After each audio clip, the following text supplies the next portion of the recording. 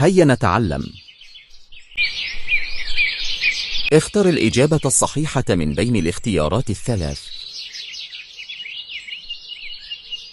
السؤال الأول: من هو النبي الذي انشق له القمر؟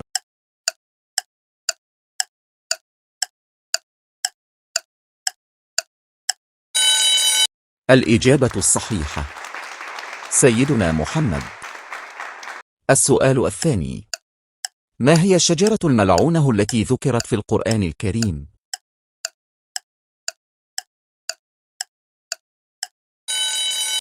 الإجابة الصحيحة: شجرة الزقوم.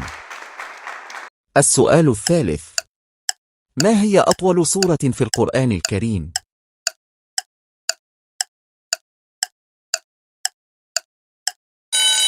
الإجابة الصحيحة: سورة البقرة.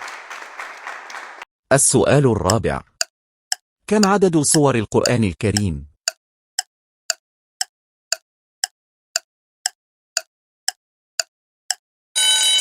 الإجابة الصحيحة: 114 سورة.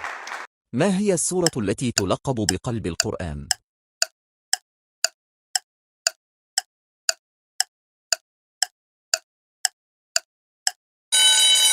الإجابة الصحيحة: سورة ياسين. السؤال السادس: من هو النبي الذي صنع السفينة بأمر الله؟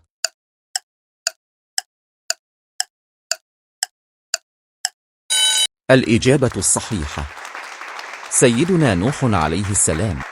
السؤال السابع: من هو أول من أسلم من الرجال؟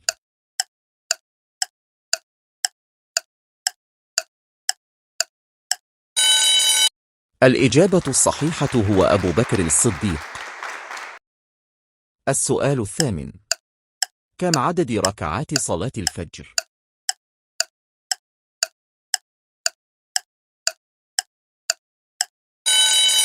الإجابة الصحيحة ركعتان.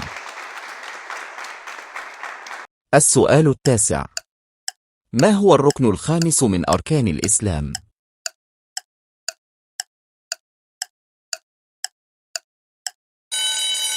الإجابة الصحيحة الحج لمن استطاع إليه سبيلا. السؤال العاشر: من هو النبي الذي كلم الله تعالى؟